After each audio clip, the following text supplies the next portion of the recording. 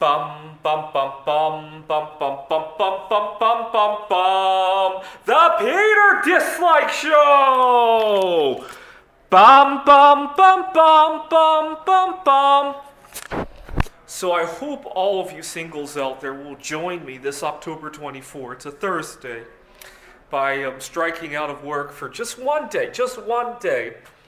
And I really mean it when I say one day, because the goal of this strike is not to cause violence or panic or cause shipping delays or any of that fun stuff. The goal of this strike is to get recognition for the weight that singles are pulling, right? One day should be enough for people to realize that their favorite restaurant has a 5-hour wait time, that toilet paper might be a little bit low at the store, and stuff like that, right? Gas might be, people might panic buy gasoline, especially if you live in a state. I can't remember. There was one state that still doesn't have self-serve gas, right? They would definitely recognize it if singles went on strike for that one day. And all the fun, it's more of a recognition stunt than, oh my God, I want to cause trouble to negotiate something, right? Just for one day. And the reason for that is that a lot of singles, and not, I talk to a lot of people who agree with me on this. They get the sense that people get the sense that they don't have lives that are worth living, so they always get the wonkiest schedules at work, and undesirable assignments. A lot of their colleagues may not even think they need money as much, right? Oh my God, your colleague who's raising kids needs to raise more. We only have this much in our budget. I gotta point out something. Because I've been on two different sides of the singles equation. I've been single and in a relationship with myself, and I've been single and looking. I'm kind of in between the two at the moment, but I've been on both sides of that. And I gotta point out something. When you're single, you have one income to work with, right? And you got a lot of risk going on, right? People like me are one job loss away from chaos, whereas some of my colleagues are more like 2 job losses away from chaos, right? Or you end up taking another job and juggling that. On top of all of that, one of two things occurs, right? You either have nobody to take care of you when something goes wrong, right? You got to take care of all of your household chores, right? So I'm probably twice as busy with laundry than a lot of my colleagues. And when I'm sick, I literally have nobody taking care of me. I remember that one time I was so sick that I barely made it to the store to get some bananas, if I remember correctly. And then I almost got kicked out of the store because I had so little energy. It was 110 degrees outside. I sat on one of the mobility scooters to eat after I had come out of the store, right? There was nowhere to sit. And the security guard came up to take a look at what I was doing, and he walked away without approaching me.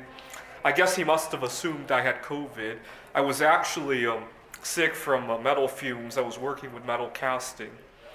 So a lot of drama there that probably wouldn't have transpired if I had somebody to pick up the stuff from the store, right? And that's something that people don't stop to think about, right? That's why I'm mentioning it on this video. And then, if you want to get out of that, you want to go network with people to hope to meet the right future life partner.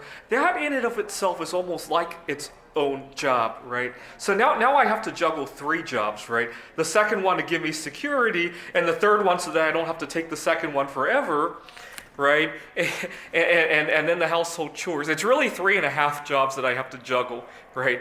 If you really stop to think about it.